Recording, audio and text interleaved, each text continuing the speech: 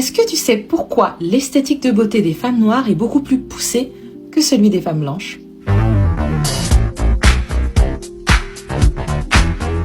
Ce n'est un secret pour personne. Les femmes noires sont de grandes consommatrices de cosmétiques, entretien de la peau, cheveux, au risque parfois même de leur santé.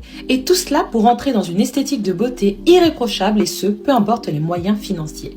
C'est presque une institution. Dès le plus jeune âge, la jeune fille est féminisée avec des accessoires et des coiffures qui prouveront sa féminité. Bien sûr que les petites filles noires sont trop mignonnes avec leurs perles et leurs accessoires.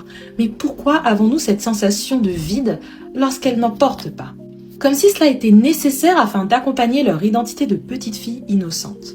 En grandissant, nous nous sommes très rapidement mises dans le bain du monde de la beauté, avec la déstructuration de nos identités. Défrisage à 8 ans, maquillage à 12 ans, perruque à 15 ans, quand les autres communautés n'ont absolument pas cette pression sociale et continuent d'être de jeunes filles sages et innocentes. La jeune fille noire, quant à elle, si elle ne rentre pas dans ce moule, est masculinisée, considérée comme négligée et pas assez jolie.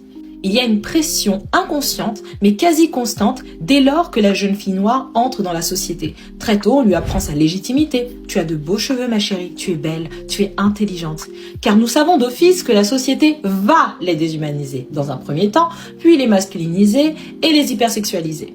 À l'âge adulte, il est attendu de la femme noire qu'elle soit irréprochable. Ses cheveux, par exemple, doivent être domptés, tel un animal. Elle doit les plaquer car il ne faut pas qu'elle soit trop visible, extravagante. Elle ne doit surtout pas faire de l'ombre aux autres. Si elle porte ses cheveux naturels, en afro ou en coiffure traditionnelle, ce n'est pas professionnel. L'oxé, oh my god, vous êtes une junkie? Défrisée. Tu renies ta vraie nature et en plus, tu t'empoisonnes. Tissage, perruque. Vous les femmes noires, vous changez de tête tout le temps. Ce sont vos cheveux? Tresse, oh c'est mignon, ça vous va bien même si c'est cancérigène. Voilée, oh vous êtes dangereuse. Natte collée, vous faites très ghetto, hein, wesh wesh. Ah, rien n'est assez correct avec la femme noire. Sa beauté est scrutée et en plus de souffrir pour être considérée comme belle, elle doit travailler 2 fois plus que les autres. 1 fois pour se prouver à elle-même qu'elle en est capable et 2 fois pour convaincre les autres en rentrant dans les codes de beauté occidentaux. Avant l'esclavage, les femmes noires valorisaient naturellement leur beauté. Pendant et après, leurs corps ont été déshumanisés, perçus comme forts, résistants, pas féminins, utiles, mais pas désirables. Elles sont devenues des fantasmes exotiques, hypersexualisés, jamais idéalisés.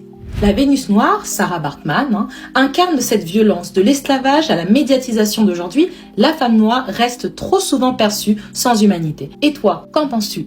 Une série de vidéos sur le sujet, est-ce que cela te dirait? Partage ton avis en commentaire. Abonne-toi, like et on se retrouve bientôt pour un prochain numéro. Mouah.